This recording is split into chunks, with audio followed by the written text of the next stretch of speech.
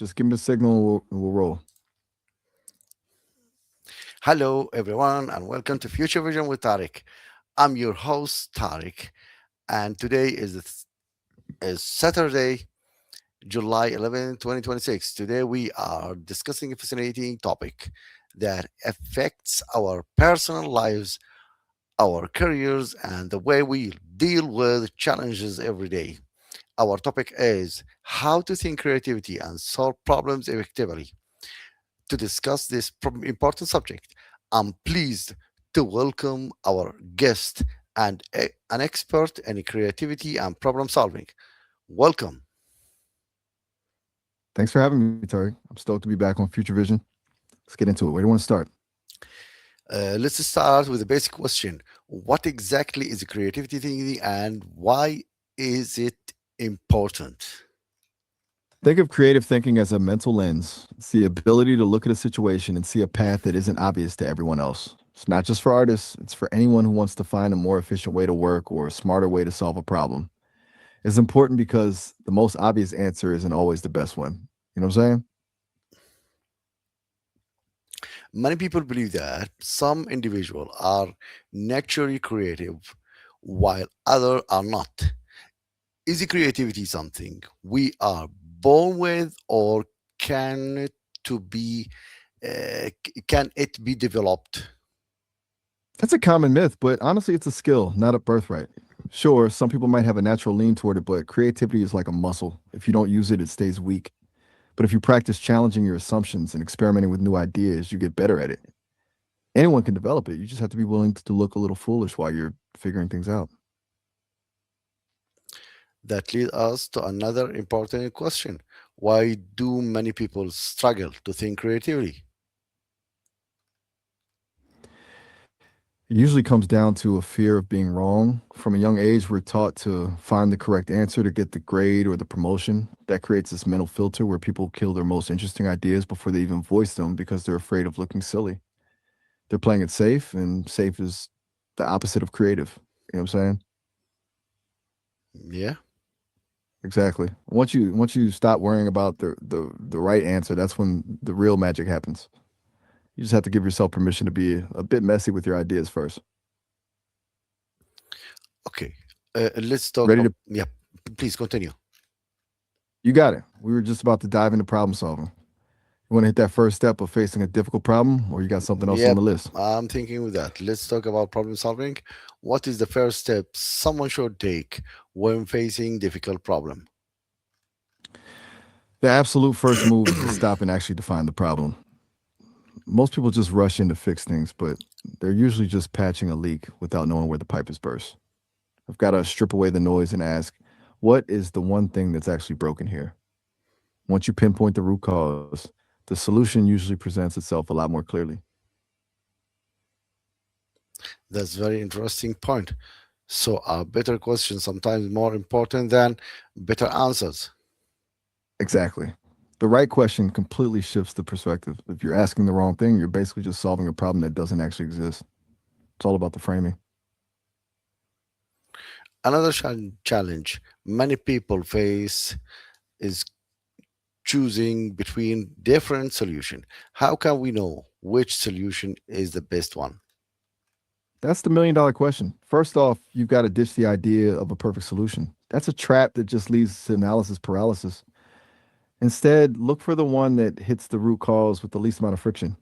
I like to weigh the potential impact against the effort. If a fix is a total nightmare to pull off, but only gives you a tiny win, it's probably not the best move right now. You're looking for the most elegant solution, the one that clears the path without creating three more problems in its wake. Can you give a simple example of this approach? For sure, let's imagine a student who's constantly failing their math tests. The obvious fix: more tutoring or more study hours. That's treating the symptom. But if you ask a better question, you might find out the real problem is that they can't actually see the board from the back of the room because they need glasses. Now, the best solution isn't more studying, it's a trip to the eye doctor. Low friction, massive impact, and the root cause is gone. Does that make it a bit more concrete? I get the point. Let's discuss something that many people fear. What role does failure play in creativity and problem solving? Failure is basically the secret sauce. See, most people see it as a dead end, but in the world of creativity, failure is just data. It's the universe telling you, hey, that specific way didn't work. Try another angle. If you're not failing, you're probably just repeating things you already know, which means you're not actually being creative. You've got to be okay with a few crashes to find the shortcut that actually works. You know what I'm saying? Excellent. What practical habit can people develop to improve their creative thinking? One of the best moves is starting a curiosity habit. Just take a few minutes a day to ask why or what if about something totally ordinary. Like, why is a door handle shaped that way? What if your phone only worked for 1 hour a day? Sounds small, but it trains your brain to stop accepting things as they are and start seeing the possibilities. I also think talking to people who completely disagree with you is huge. It forces you to see angles you never even consider on your own. You think people would actually stick to that? Maybe, maybe I don't know. Fair enough. I don't know. Okay, before we finish, I would like to ask one final question. What is the main difference between people who solve problems effectively and those who remain stuck? It all comes down to how they handle uncertainty.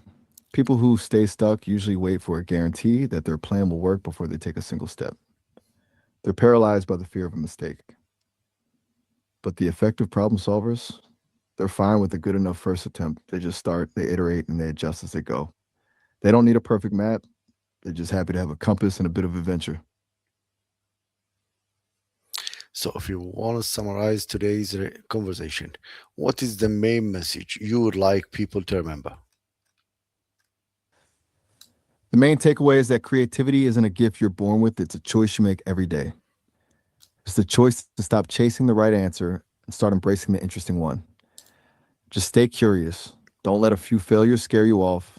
And always remember that the most powerful tool you have isn't the answer, it's the question. Keep experimenting and just keep moving. Thank you very much for joining us and sharing these valuable insights. To our viewers, remember the next time you face a difficult problem, do not simply search for an answers or solution. Start by asking a better questions. Become because sometimes a new way of thinking is the beginning of a new solution. Thank you for watching. And that's a wrap. Seriously, Tariq, you nailed it. The pacing was spot on, and that closing line was a killer way to bring it home. Most importantly, tell me you actually hit the record button this time. Catch up later. Haha, a pleasure indeed.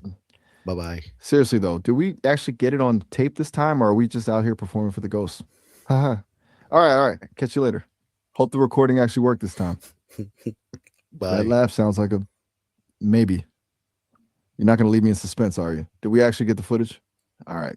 You're really keeping me guessing here. I'll just assume it's in the bag. Peace. I will not cut this from the recording. I will put it as it is and I will publish it. Now that's what I call authenticity. Leaving in the raw moments in the chaos. That's actually way more interesting for the viewers. It Okay. shows the human side of the process. Bye bye. It's going to be a hit.